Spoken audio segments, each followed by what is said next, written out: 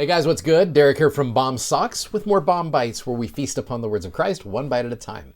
So yesterday I brought up this idea of here's Nephi's faithfulness. In the midst of all of the murmuring of Laman and Lemuel, he's like, I will go and do the things which the Lord hath commanded, right? Now the context here is they have to do the very, very hard task of going back and getting the plates. How did that go? Well, you just read the chapter heading of chapter 3, and many of you know this story. Laban refuses to give the plates up. Nephi exhorts and encourages his brethren. Laban steals their property, attempts to slay them. So this is going really, really well, right? They use different means at the end of chapter 3 to try to get the plates, and none of them work. Laman and Lemuel smite Nephi and Sam and are reproved by an angel. So this is becoming a very discouraging, hard thing. I love how in chapter 4, Nephi just gets right back on and he's like, look guys, let's go up again to Jerusalem. Let's be faithful in keeping the commandments of the Lord, for behold, he is mightier than all the earth. Then why not mightier than Laban and his 50 or even his tens of thousands? Let us go up. Let us be strong like unto Moses. I love how he's referring to scriptural examples that Laman and Lemuel would know. He truly spake unto the waters of Red Sea, and they divided hither and thither. Our fathers came through out of captivity on dry ground, and the armies of Pharaoh did follow and were drowned in the waters of the sea. Now behold, ye know that this is true, and ye also know that an angel hath spoken unto you. Wherefore can ye doubt? Let us go up. The Lord is able to deliver us, even as our fathers, and to destroy Laban, even as the Egyptians. One of the things to remember is, you go back to the way we started this week with 1 Nephi chapter 1 verse 20, where Nephi says, I'm going to show unto you that the tender mercies of the Lord are over all those whom he hath chosen because of their faith, to make them mighty, even unto the power of deliverance. Well, watch examples of deliverance, because Nephi is going to show them to you. Now, one of the cool things here, you go to verse number 6, I was led by the Spirit, not knowing beforehand the things which I should do. Now, I've had like seminary students before, they'd get up and like, I don't really have a devotional plan, but I'm just going to be led by the Spirit. And I don't want to discount that, but also I think sometimes we kind of use that as an excuse. It's like, I'm just going to let the Spirit do this. And by the way, the Spirit is really good at what he does. But I would submit to you that Nephi is just like, I'm just going to kind of see where we go with this. I think Nephi had ultimate faith and courage that because of the things he just outlined for his brothers, the Lord is going to do the very same things for him. You know, if I was to talk to people about how they feel about their future, I know a lot of people are freaking out about their future. They don't know what it's going to be like. And oftentimes our mind likes to fill that in with all kinds of anxiety and worry. And here's Nephi saying, you know what? I don't need to know the complete details of how I am going to do this, but here's what I know. I know that the Lord is able to deliver. Therefore, I am going to move forward, and I'm going to trust that the Holy Ghost is going to do what he does so well. So when Nephi said, I was led by the Spirit, not knowing beforehand the things which I should do, I think Nephi had exact faith that the Lord was going to help him. He just didn't know the particulars nor how to do that. I think that's a great little lesson for you and I in moving forward in our life. We move forward not quite knowing the way things are going to work out, but knowing that the Lord has delivered us in the past is going to give us that confidence to be able to step forward into the darkness, knowing that he is going to continue to bless us. That is called faith, which is why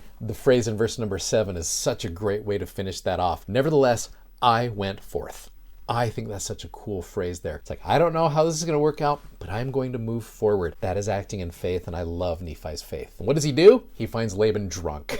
Now, the cool thing about this, when you go from about verse 7 to about verse 18, if you know the narrative of the Book of Mormon, you know what's going to happen right here. Look at verse number 11. The Lord hath delivered him into thy hands. Verse number 12. The Lord hath delivered him into thy hands. Verse number 17. I know that the Lord had delivered Laban into my hands for this cause, that I may obtain these records according to his commandments. Verse number 18, therefore I did obey the voice of the Spirit. Here's Nephi showing you and I'm going to show unto you the way that the Lord delivers people as they act in faith. So what does he do? He has to kill Laban. I can't imagine that that was easy for him to do. Here's most likely a teenage kid who's like, I don't know how I'm going to do this, but what does he do? I am going to obey the voice of the Spirit right here. That's what it means to be led by the Spirit, not knowing beforehand the things that you were going to do, but knowing that God is going to fill in the gaps of the things that you don't know, but he's going to help you as you move forward. So I think a great message here that we can share is, as we rely on the Spirit, the Lord is going to prepare a way for us to accomplish his purposes, even if they are hard. I really believe that is true. I've seen it happen in my own life, and I believe that it can happen, and I have faith that it can happen for you as well.